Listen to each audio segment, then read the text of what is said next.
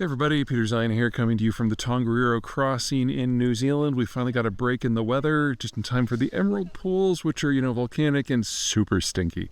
Anyway, on the 17th, 18th of December, representatives from all the Nordic nations, plus Poland and Britain, so that's Norway, Sweden, Finland, Denmark, Estonia, Latvia, Lithuania, basically got together and said that they're going to start checking ships that are coming out of St. Petersburg port in the Baltic Sea for things like insurance and compliance with environmental regulations in order to disrupt the shadow fleet. The shadow fleet is how the Russians are getting their crude to market, since they can't sell it by pipeline and they can't use Western maritime insurance or navigation aids. They basically have to get insurance from the Russian government, the Chinese government, or the Indian government. And there's a suspicion that no one is actually issuing policies that these things are just sailing naked out of port. Regardless of whether or not they have a policy, the Indians, the Chinese, and the Russians have never actually paid out on one before. So if there was an accident, the idea is that there'd be no one there to help pay for the cleanup. But more to the point, the shadow fleet is how the Russians get their money. They basically have uninsured or underinsured old, aging tankers that evade everything that the Europeans are trying to do to shut Russian oil out of their systems, and especially to deny income to the Russians as they're launching a war in Ukraine. Will it work? It all depends upon how the Nordics and the Poles and the Brits decide to handle enforcement. So if a ship doesn't have anything, what does that mean? You confiscate it, you take it into port. That would be getting into some very interesting territory that would be uncharted in the modern age. The whole idea of globalization, as created by and then guaranteed by the United States since World War II, is that anyone can sail anywhere at any time. And you don't necessarily have to have insurance, although that's a really good idea. And if the Russians don't have it, it's then up to the Nordics to decide what to do.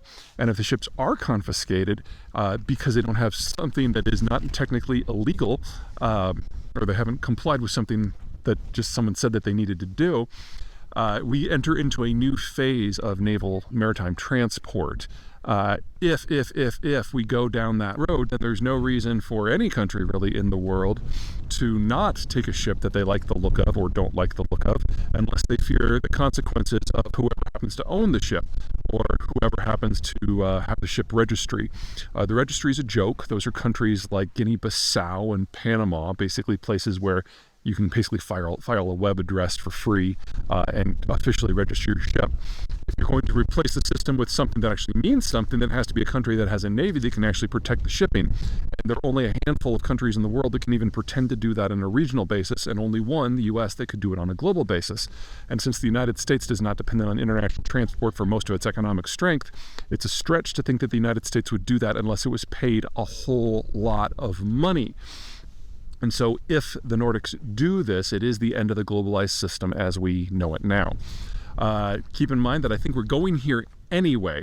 There is too much shipping, there are too many powers, there are too many people wanting revisions, and the U.S. has lost too much interest. And we're probably going to a naval free-for-all in the not-too-distant future. I'm not saying that this is the trigger, but I think it's time to start talking about what the next system looks like and what the consequences are. For the United States, if it happened today, it would hurt. Most of the naval shipments that come into the United States are large container ships carrying manufactured goods from Asia.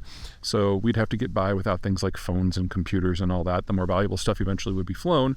But for all the bulk stuff, your stereos, your cars, you're going to be having some problems until that manufacturing capacity is rebuilt in North America. Something we're working on, something that is unlikely to be finished before the end of the decade. So, timing matters here too. For other countries, this would be an absolute disaster. Most of the countries of the world, especially in East Asia, import the vast majority of their energy and material inputs. Some of them are even dependent upon significant food inputs, or at least the inputs they need to grow their own food. So if this happened to China, for example, we would easily have a deindustrializational collapse complete with famine in a very short period of time, measured in months, not even years. What takes its place is probably regional groupings where either the seas are safe or everyone's on the same side and agrees what the rules of the games are. That looks really good for the Western Hemisphere. That looks pretty good for the Scandinavian bucket. And in the Mediterranean, it might get a little dicey based on how relations between or among the Italians, the French, and the Turks go. If they agree that they can work together, the med looks great. And if they can't, you get two different Mediterraneans that shoot at one another, which, if you know your history, has happened many, many, many, many, oh so many times. So I can't wait until the first time that Sweden or Finland or Poland decide that a ship that's sailing by their coast isn't doing something right. I want to see what they do. This is one of those many things that could all fall apart in a day if the stars are aligned. So stay tuned. This is probably not something you're going to have to wait for me to comment on, because if it does go down, a lot of things are going to break real soon.